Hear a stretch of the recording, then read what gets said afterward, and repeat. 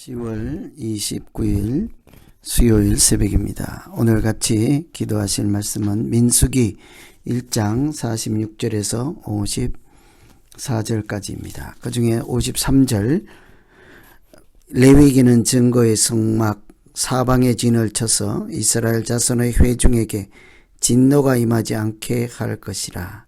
레위인은 증거의 성막에 대한 책임을 지킬지니라 하셨습니다. 아멘. 광야 행군을 시작하려고 하는 준비로서 인구를 조사하게 하였습니다. 20살 이상 전쟁에 나가서 싸울 만한 사람들을 조사했더니 60만 3,555명으로 파악이 되지요. 20세 이상 싸움에 나갈 만한 영적인 군사 남자입니다. 그러니 이 한 사람에게 아내가 있거나 또 아들 최소한 2명씩 이렇게 치면 한 가정이 4명이라고만 해도 이렇게 대략 200만이 넘는 많은 무리가 되는 것을 알 수가 있지요. 이렇게 많은 인구가 광야를 지나 약속의 땅으로 가는 일은 결코 쉬운 일이 아닐 것입니다. 우리도 며칠 전에 40명이 멀리 여행을 다녀오는데 별일이 다 있고 별소리가 다 나오지 않습니까? 이런저런 해프닝이 있죠. 수많은 백성이 어떻게 일사불란하게 행군을 하여 목적지인 가나안 땅 약속의 땅에 들어갈 수 있을까요? 40명도 어려운데 200만 명. 그냥 가는 것 자체가 매우 어려운 일이죠. 하나님께서 그들과 함께 하시고 인도하시고 역사하지 않으면 불가능한 일이라 해야 할 것입니다. 그래서 이런 인구조사를 할 때 하나님께서 한 가지 특이한 지침 말씀을 내렸죠. 레위인 인구조사에 대한 특례입니다. 그들은 인구조사에 넣지 말라. 왜 그랬을까요? 성막을 지키는 것도 영적인 전쟁이기 때문이죠. 50절 보시면 그들에게 증거의 성막과 그 모든 기구와 그 모든 부속품을 관리하게 하라. 그들은 그 성막과 그 모든 기구를 운반하며 거기서 봉사하며 성막 주위에 진을 칠지며. 레위인들은 싸움이 아니라 성막을 지키고 운반하는 일을 책임지도록 하였습니다. 겉으로 보기는 싸움 대신에 성막을 운반하는 짐꾼에 불과하지만 사실은 그들은 성막을 중심으로 공동체 믿음을 지키는 신앙의 파수꾼이었습니다.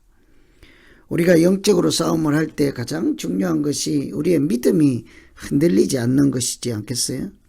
우리 믿음이 잘 뿌리를 내리는 것. 그래서 여호수아가 산 아래 가서 싸울 때도 모세는 산꼭대기에서 손을 들고 있어야 하는 것. 마찬가지로 우리도 여러 가지 일을 하지만 항상 믿음의 본질을 생각하며 교회의 믿음을 지키려는 그런 무리들이 있지 않습니까?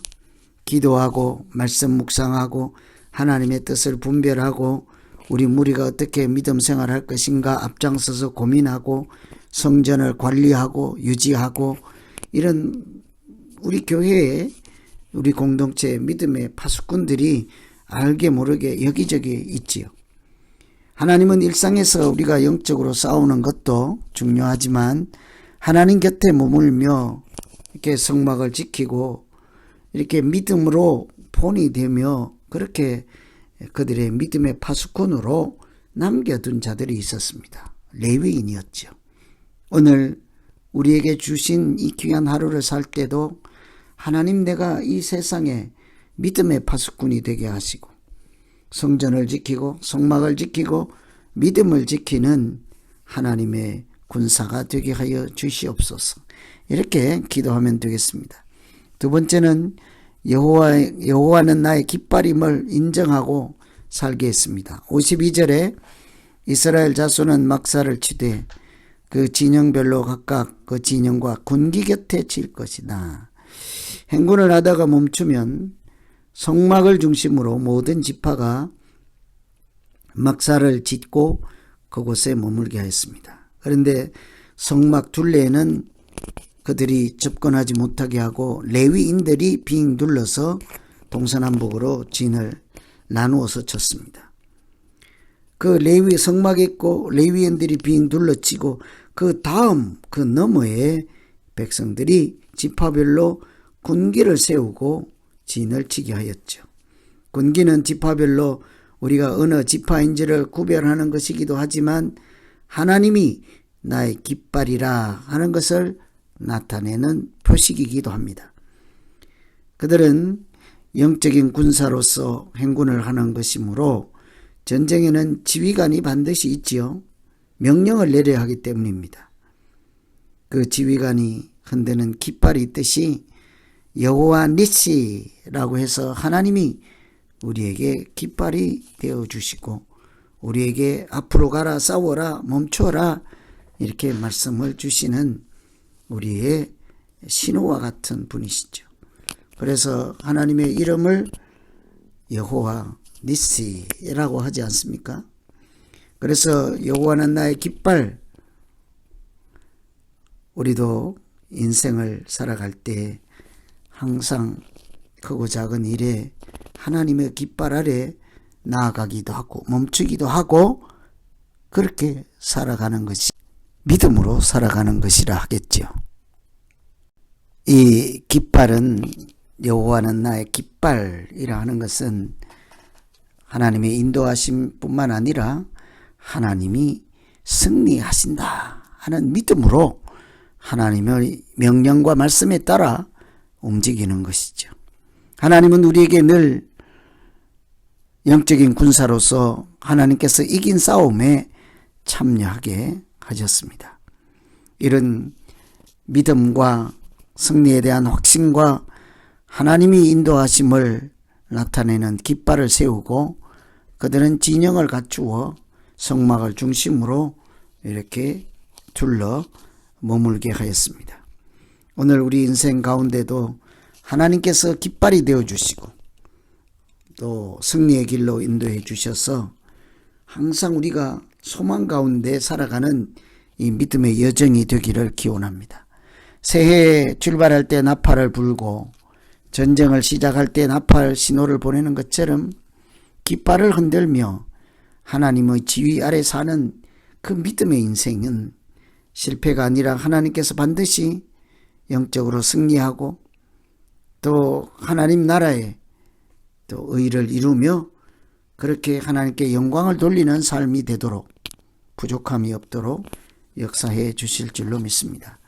그래서 오늘은 행군을 하기 위해서 인구조사를 할 때 그 레위인들은 인구조사 숫자에 포함하지 않도록 하고 그들에게 내린 특별한 조치, 특별한 말씀을 살폈습니다.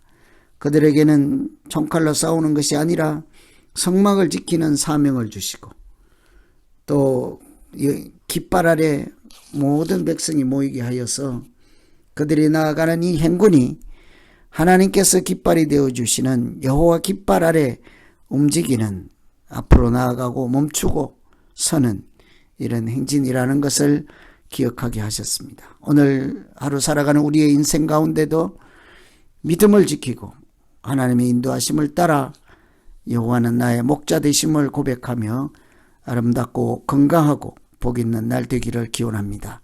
기도하겠습니다. 하나님 아버지, 인구조사를 할 때 레위인들은 인구조사에서 빼고 제외시켜서 그들에게 특별하게 성막을 지키고 운송하는 사명을 주신 것을 보았습니다. 우리 공동체도 건강하게 살기 위해서 하나님 성전을 지키고 꾸미고 믿음을 지키고 이렇게 기도하는 이런 일련의 무리들이 우리 믿음의 본질이 넘어지지 않고 흐트러지지 않고 하나님께 영광을 돌릴 만한 건강한 믿음 되도록 우리 각자가 우리 신앙의 본질의 파수꾼이 되게 하시고 하나님의 깃발 아래 일사불란하게 움직이는 하나님의 군대가 되기에 부족함 없게 하여 주시옵소서. 오늘도 새벽을 깨우며 기도할 때 은혜를 사모하는 각 심령들 가운데 하나님의 승리가 무엇인지를 보여주시고 그들이 영적인 군사로서 믿음을 지키는 파수꾼이라는 사명을 감당할 때마다 능력과 은혜를 더하여 주시옵소서. 예수님 이름으로 기도하옵나이다. 아멘.